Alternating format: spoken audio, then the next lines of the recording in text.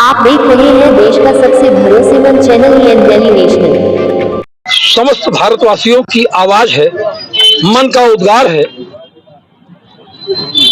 आज आप किसी भी भारतीय से, वो किसी भी धर्म, संप्रदाय, जाति, बिरादरी का हो, आप पूछें तो उसका एक ही जवाब होगा, पाकिस्तान में घुसो, उसे मारो, उसे उसकी हद और हैसियत दिखाओ और उसको एहसास कराओ कि तुमने कहां हाथ डाला है। बर्दाश्त की सीमा होती है, बर्दाश्त की सीमा पार हो गई है। उसको बताना पड़ेगा कि हमारी सहनशीलता को हमारी डर मत समझो। हम बड़े भाई की हैसियत से तुम्हें माफ करते रहे तो तुमने उसको अपनी आदत बना लिया। तो जैसे एक दुष्ट बालक को समझाने के लिए दंड का प्रहार किया जाता है, उसी प्रकार अब हम सारी भावनाएं अपनी प्रधानमंत्री जी को दे रहे हैं कि वो निर्णायक युद्ध की घड़ी में इसको ले आए और उसे ऐसा सबक दें कि भविष्य में फिर कभी वो इस तरह का दुस्साहस न कर सके। भारतीयों के एक एक बूंद खून की कीमत वसूलनी होगी। सुभाष चंद्र बोस ने कहा था कि हमको एक बूंद खून दो और हम तुम्हें आजादी देंगे। और आज उसी आजाद देश में भारतीयों का खून इस प्रकार निरर्थक बहेगा, यह बर्दाश्त के बाहर है। इसलिए पाकिस्तानियों को इसका भरपूर खामियाजा उठाना पड़ेगा। जिस प्रकार से प्रधानमंत्री जी ने सिंध का जल रोका है और तमाम जो पाबंदियां लगा रखा है, ये कितना कारगर होगा आगामी पाकिस्तान को घुटनों के बल लाने के लिए? भारत का क्या इस पर जो रुक रहा है, इस पर कितना पाकिस्तान का असर पड़ेगा? देखिए, आजादी के बाद से ही सन 48 में ही पाकिस्तान ने कश्मीर पर कबायली अटैक के रूप में अपनी फौज भेज दी थी।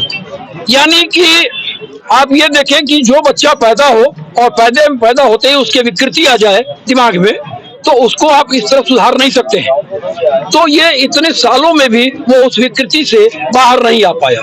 माननीय प्रधानमंत्री जी ने जो पाबंदियां लगाई हैं, बाघा अटारी बॉर्डर रोक दिया, उसको इससे कोई फर्क नहीं पड़ता है कि उसके देश के नागरिक भारत में बेहतर चिकित्सा व्यवस्था के लिए आते हैं ना आ पाए, उसको कोई फर्क नहीं पड़ता है। उसको कोई फर्क नहीं पड़ता है कि उसके डिप्लोमेट्स की संख्या कम कर दी गई है। उसको कोई फर्क नहीं पड़ता है कि सार्क पासपोर्ट वीजा की व्यवस्था भारत ने बंद कर दी है। हाँ, थोड़ा सा प्रयास पड़ेगा जो सिंधु जल समझौता को रोक देने का है, क्योंकि जो सिंधु की 5 चार और सहायक नदियां हैं, सिंधु है, रावी है, सतलज है, झेलम है, चिनाब है, इन नदियों को भारत ने सदाशयता में आजादी के समय पाकिस्तान को दिया था, क्योंकि पाकिस्तान में जल के स्रोत की बहुत कमी है और जो भारत के हिस्से का भी था उसका भी भारत 80% उनको दे देता था। ये भारत की सदाशयता थी। भारत ने हमेशा बड़े भाई होने का अपना रुतबा कायम रखा और वो श्रेय भी दिया। लेकिन एक उदंड बालक को अब कृष्ण ने भी ये अपने बुआ के लड़के शिशुपाल की 100 गलतियों को माफ किया था और 100 गलती होने के बाद उसका सर कलम किया था। उसी प्रकार अब निर्णायक दौर की वार्ता नहीं, संघर्ष होगा और भीषण संघर्ष होना चाहिए। फारूक अब्दुल्ला का एक बयान वायरल होता है जिसमें लोग कहते हैं पाकिस्तान का पक्ष रहे, पाकिस्तान ने चूड़ियां नहीं पहन रखी है। क्या बोलेंगे ऐसे लोगों के बारे में? देखिए, आप भारत जब आजाद हुआ, भारत ने अपने नागरिकों को बहुत सारी सुविधाएं संविधान में दी। उसमें बोलने की भी एक आजादी थी। वो क्या बोलते हैं, वो एक व्यक्ति को प्रतिनिधित्व करते हैं। जिस कश्मीर के वो मुख्यमंत्री रहे और उनका लड़का आज भी मुख्यमंत्री है, उस कश्मीर में सिर्फ भारत सरकार की नीतियों के चलते शांति बहाली हुई थी। वहां का पर्यटन जो एकमात्र उद्योग है वो इतना तेज फल रहा था। और आज मैंने टीवी में देखा कि जिन जगहों पर लाइन लगती थी, सितारे उनके खड़े पड़े हैं, होटल खाली हो रहे हैं। पहलगाम जो मिनी स्विट्जरलैंड है वो वीरान हो चुका है। खाओगे कहां से? तो आज आम कश्मीरी से पूछोगे तो वह भी यही कहेगा कि नहीं, फारूक अब्दुल्ला गलत बोल रहे हैं। भारत जो कर रहा था सही कर रहा था और अब जो भारत करेगा वह भी सही करेगा।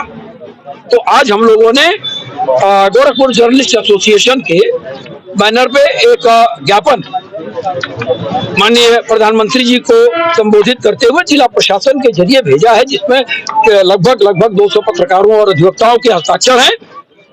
और यह ज्ञापन सिर्फ इसलिए दिया गया है कि इस ज्ञापन के जरिए उनको यह एहसास हो कि बुद्धिजीवी वर्ग, पत्रकार, चिकित्सक, अधिवक्ता सब के सब इस समय निर्णायक परिणाम चाहते हैं और हम लोग के इस ज्ञापन से, आप लोगों के इस समर्थन से भारत सरकार को निर्णय लेने में एक सहूलियत होगी, एक मिलेगा।